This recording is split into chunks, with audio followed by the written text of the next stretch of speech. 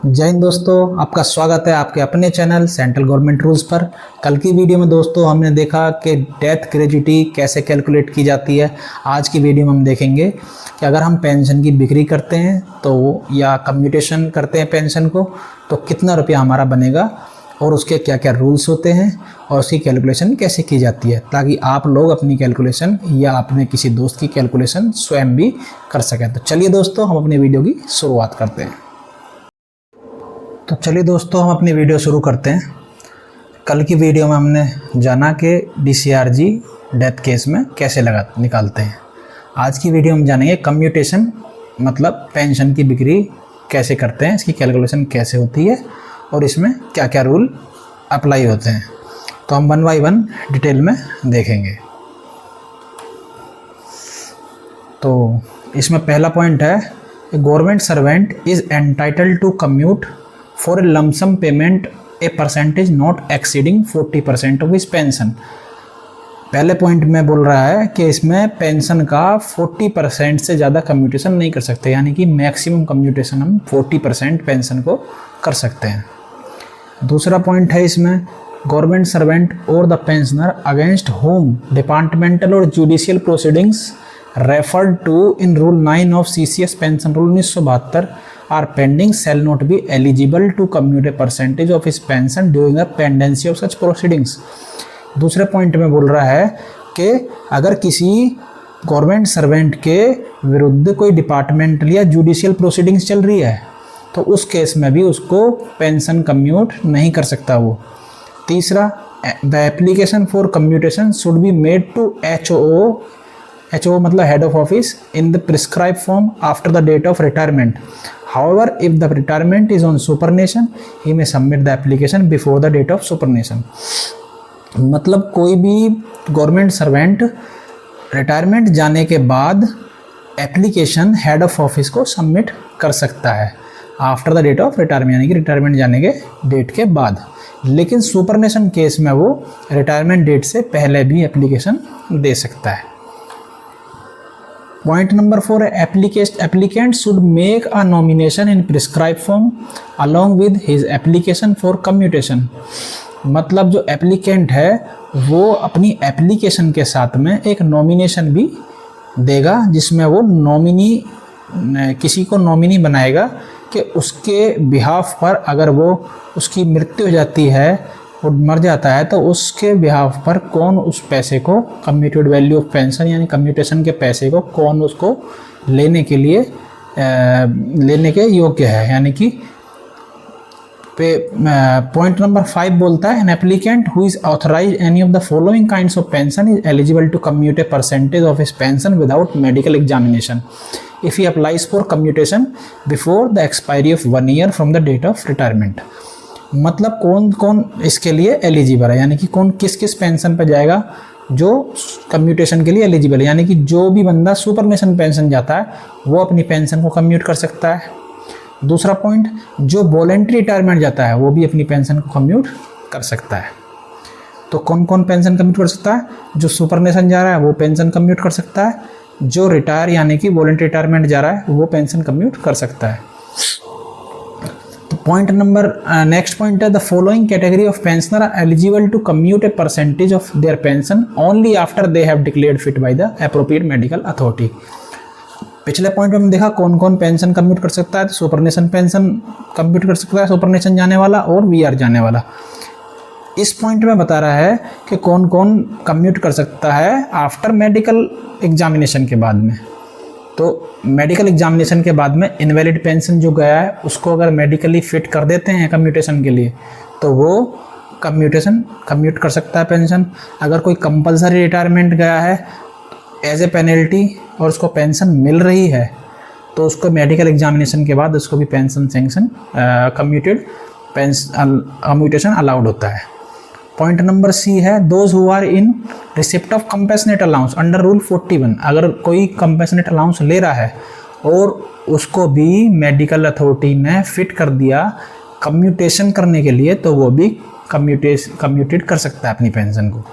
Next है, amount of commuted value of pension as finally calculated should be rounded off to the next higher rupees. मतलब कोई भी amount आता है उसको हम नेक्स्ट हायर रुपीज़ में राउंड ऑफ करते हैं। इसको हम देख लेंगे जब हम कैलकुलेशन करेंगे उस समय पे। अब एक हम एग्जांपल ले लेते हैं कैलकुलेशन कैसे करनी है। तो calculation of commutation value of pension, example लेते हैं। नेम दे रखा है किसी का, डेट ऑफ बर्थ है उसकी 31/12/1978 यानी कि 31/12/1978। डेट ऑफ एनलिस्टमेंट है 1/5/1998। डेट ऑफ रिटायरमेंट दी हुई है 30/6/2026। लास्ट बेसिक पे है एज ऑन 30/6/2025 को लास्ट बेसिक पे है 56,900 रुपये। क्वेश्चन है calculate his commutation value of pension को कैलकुलेट करना है। इससे पहले हम दोस्तों अभी हम देखेंगे कम्यूटेशन टेबल होती है। वो कम्यूटेशन टेबल होती है एज के हिसाब से कम्यूटेशन फैक्टर डिसाइड करते हैं। तो जैसे कोई व्यक्ति रिटायर गया किसी एज पर, तो जिस एज पर रिटायर गया है उससे नेक्स्ट एज हम देखेंगे और उसके सामने फैक्टर देखेंगे। जैसे कि कोई 20 साल के लिए 9.188 फैक्टर है, इसी तरह 48 के लिए 8.913 है, 49 के लिए 8.881 है। तो इस तरह अलग अलग फैक्टर दिए हुए हैं एज के हिसाब से, तो हम इसको देखेंगे। तो दोस्तों अभी हमने क्वेश्चन जो देखा था लास्ट बेसिक पे 56,900 ले रहा है एज ऑन 30/6/26 को। क्वेश्चन है calculate commutation value of pension. तो सबसे पहले हम एज निकालेंगे उसकी, एज ऑन नेक्स्ट बर्थडे, यानी कि नेक्स्ट बर्थडे उसका कब आ रहा है दोस्तों, अभी वो 30/6/26 को रिटायरमेंट जाएगा, नेक्स्ट बर्थडे आएगा उसका 31/12/2026 को। तो 31/12/2026 में उसकी कितनी एज हो जाएगी उस एज को हम कैलकुलेट करेंगे। तो दोस्तों मैंने एज कैलकुलेट करी, एज ऑन नेक्स्ट बर्थडे उसकी 48 ईयर्स आई। बेसिक पेंशन उसकी कितनी मिलनी थी बेसिक पेंशन, तो दोस्तों 56,900 उसकी लास्ट बेसिक पे है। तो बेसिक पेंशन कितनी होती है हमने पहले सीख लिया है पुरानी वीडियो में। तो 50% ऑफ 56,900 उसकी बेसिक पेंशन होती है। और अगर आप भी अभी सीखना चाहते हैं तो डिस्क्रिप्टिव में मैंने उस वीडियो का लिंक दिया है, आप उस वीडियो को देख सकते हैं ताकि बेसिक पेंशन उसकी कैसे कैलकुलेट होती है वो सीख सकें। दोस्तों 50% ऑफ बेसिक पेंशन 56,900 हो गई उसकी लास्ट बेसिक पे की, जो कि 28,450 बनती है। तो बेसिक पेंशन कितनी होगी दोस्तों, 28,450। अभी हम मंथली पेंशन कम्यूट देखेंगे। तो दोस्तों उसने 40% मैक्सिमम कम्यूटेज कितनी कर सकता है पेंशन को, 40% पेंशन कम्यूट कर सकता है, अर्थात 40% पेंशन बिक्री कर सकता है वो। तो 40% बिक्री कर सकता है। किसका 40%, जो भी उसको बेसिक पेंशन ऑथराइज हुई है उसका 40% बिक्री कर सकता है। तो 40% हम किसका बिक्री किया उसने, 28,450 का 40% बिक्री किया, अर्थात 11,380 रुपये उसने दोस्तों बिक्री किया। तो 11,380 रुपये उसकी पेंशन में से, मंथली पेंशन में से हर महीने 11,380 रुपये डिडक्ट होंगे। किस लिए, क्योंकि उसने पेंशन कम्यूट की है, अर्थात पेंशन बिक्री की है। अब इसको कितने रुपए मिलेंगे उसको बिक्री करने के लिए लमसम अमाउंट, तो कम्यूटेशन वैल्यू ऑफ पेंशन का दोस्तों फॉर्मूला होता है पेंशन कम्यूटेड, कितनी पेंशन कम्यूट की उसने, इंटू 12 इंटू कम्यूटेशन फ्रैक्शन। तो कम्यूट पेंशन कम्यूट कितनी करी दोस्तों, 11,380 करी, हमने 11,380 लिख दिया यहाँ पर। उसके बाद इंटू 12 है और कम्यूटेशन फ्रैक्शन, यानी कम्यूटेशन फ्रैक्शन कितना आएगा उसका, तो हमने अभी कम्यूटेशन टेबल देखी थी, उस टेबल में एज के हिसाब से हम कम्यूटेशन फैक्टर देखेंगे। दोस्तों एज क्या है, नेक्स्ट बर्थडे पे उसकी 48 ईयर्स एज है। तो 48 ईयर्स एज के लिए टेबल में देखेंगे हम कितना कम्यूटेशन फ्रैक्शन है। तो दोस्तों कम्यूटेशन फ्रैक्शन 48 ईयर्स के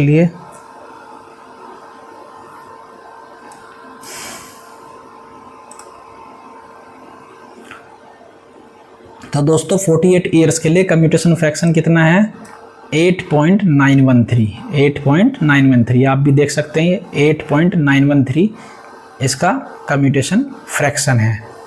तो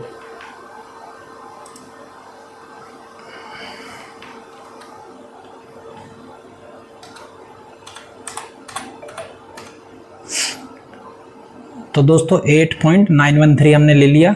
तो अभी दोबारा देख लेते हैं पेंशन कम्यूटेड कितनी की, 11,380 की इंटू 12 और कम्यूटेशन फ्रैक्शन उस टेबल के हिसाब से 48 ईयर्स के लिए कितना कम्यूटेशन है वो देख लेंगे, 8.913 आ जाएगा। तीनों को मल्टीप्लाई करेंगे तो 12,17,159.28 इतना रुपया उसको कम्यूटेशन वैल्यू बनता है। अभी दोस्तों इसको राउंड ऑफ हमेशा नेक्स्ट में करना है, जैसे 159.28 है ये 5 से कम है, लेकिन फिर भी इसको राउंड ऑफ किस में करेंगे, 160 में करेंगे, तो 12,70,160 बनेगा। तो दोस्तों उसको 12,70,160 उसको कम्यूटेशन वैल्यू ऑफ पेंशन यानी कम्यूटेशन का पैसा मिलेगा। और उसकी पेंशन में से, मंथली पेंशन में से कितना रुपया कटेगा दोस्तों, तो 11,380 रुपये उसकी पर मंथ पेंशन में से कटेगा। तो आई होप दोस्तों आपने सीख लिया होगा कि कम्यूटेशन वैल्यू ऑफ पेंशन को कैसे कैलकुलेट किया जाता है। तो दोस्तों अपनी अपनी कम्यूटेशन वैल्यू ऑफ पेंशन आप कैलकुलेट कर सकते हैं, और अगर फिर भी अगर कोई डाउट आता है आपको तो कमेंट सेक्शन में मेरे से क्वेश्चन पूछ सकते हैं। तो दोस्तों अगर ये वीडियो आपको अच्छी लगी हो, इन्फॉर्मेटिव लगी हो, तो इस वीडियो को लाइक कर देना और इस वीडियो को ज़्यादा से ज़्यादा शेयर करें और चैनल को दोस्तों सब्सक्राइब कर लें। तो दोस्तों इसी के साथ अपनी वीडियो की ख़त्म करते हैं। जय हिंद, जय भारत।